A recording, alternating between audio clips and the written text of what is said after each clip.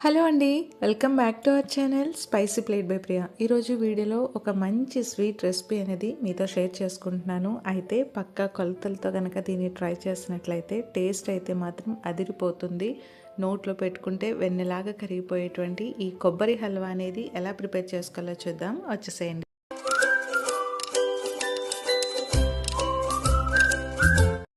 ముందుగా ప్యాన్ పెట్టుకుని stove on చేసుకుని ప్యాన్ హీట్ అయిన తర్వాత 2 టేబుల్ స్పూన్స్ పెసరపప్పు అనేది వేసుకోవాలండి. పెసరపప్పు అనేది లైట్ బ్రౌన్ కలర్ వచ్చేంత వరకు మంచిగా ఫ్రై చేసుకోవాలి. ఎక్కడ మాడిపోకుండా మంచిగా ఫ్రై చేసుకోవటం వల్ల చేదు అనేది రాకుండా ఉంటుంది. ఇలా ఫ్రై చేసుకున్నటువంటి ఈ పెసరపప్పు అనేది ఒక మిక్సీ జార్లో 2 లేదా 3 ఇలాచీలను వేసుకుని మరీ ఫైన్గా కాకుండా కొంచెం బరకగా రవ్వలాగా ఉండే విధంగా మనం గ్రైండ్ చేసి పక్కన పెట్టుకోవాలి.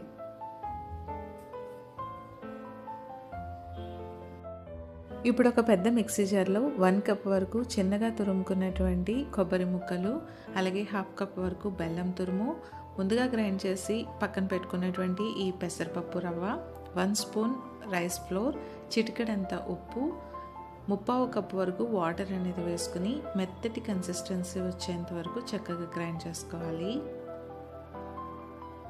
ఇలా గ్రైండ్ చేసుకున్న తర్వాత దీన్ని కాసేపు పక్కన పెట్టుకుని స్టవ్ ఆన్ చేసి ప్యాన్ పెట్టుకుని దీనిలో 2 స్పూన్స్ ఘీ అనేది యాడ్ చేసుకోవాలండి. ఘీ అంతా కూడా చక్కగా కాగిన తర్వాత ఒక 2 స్పూన్ల జీడిపప్పులు అనేవి మంచి కలర్ వచ్చేంత వరకు ఫ్రై చేసుకుని పక్కకు తీసుకోవాలి. ఇదే నెయ్యిలో ముందుగా గ్రైండ్ చేసి పక్కన పెట్టుకున్నటువంటి ఈ కొబ్బరి మిశ్రమం ఏదైతే ఉందో అది దీనిలో వేసుకుని మంటను కంప్లీట్గా లో ఫ్లేమ్లో పెట్టుకుని ఒక 15 మినిట్స్ పాటు మంచిగా ఫ్రై చేసుకుంటే ఈ కొబ్బరి మిశ్రమం అనేది ప్యాన్కి సెపరేట్ అయ్యేంత వరకు ఫ్రై అవ్వాలి.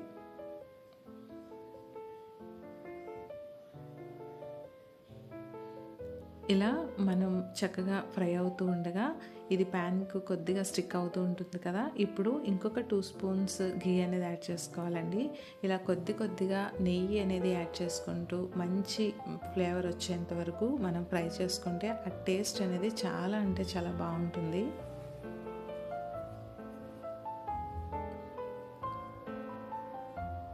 వీడియో అనేది నేను ఎక్కడ ఫార్వర్డ్ చేయకుండా మొత్తం చూపిస్తున్నానండి. ఇలా ఓపిక్గా ఫ్రై చేసుకుంటూ ముందుగా ఫ్రై చేసి పక్కన పెట్టుకున్నటువంటి ఈ జీడిపప్పు పలుకులు అనేవి దీనిలో యాడ్ చేసుకుని ఇంకొక 1 స్పూన్ ఘీ అనేది యాడ్ చేసుకుని ఇంకొక 2 మినిట్స్ పాటు మంచిగా ఫ్రై చేసుకోవాలి. ఈ మొత్తం ప్రాసెస్ అంతా కూడా లో ఫ్లేమ్లోనే ఫ్రై అవుతూ ఉండాలి.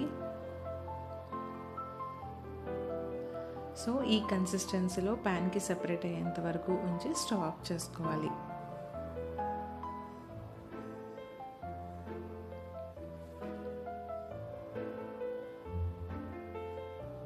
అంతేనండి, ఎంతో టేస్టీగా ఉండేటువంటి కొబ్బరి హల్వా అనేది రెడీ అయిపోయింది. నోట్లో పెట్టుకుంటేనే వెన్నెలాగా కరిగిపోతుంది, తింటుంటేనే అమృతం తిన్నట్టుగా ఉంటుంది. నచ్చిందా? వీడియో కనుక మీకు నచ్చినట్లయితే వీడియోని లైక్ చేయండి. ఛానల్ ఎవరైనా కొత్తగా వ్యూ చేస్తున్నట్లయితే సబ్స్క్రైబ్ చేసుకోవడం మర్చిపోవద్దు. Thank you for watching.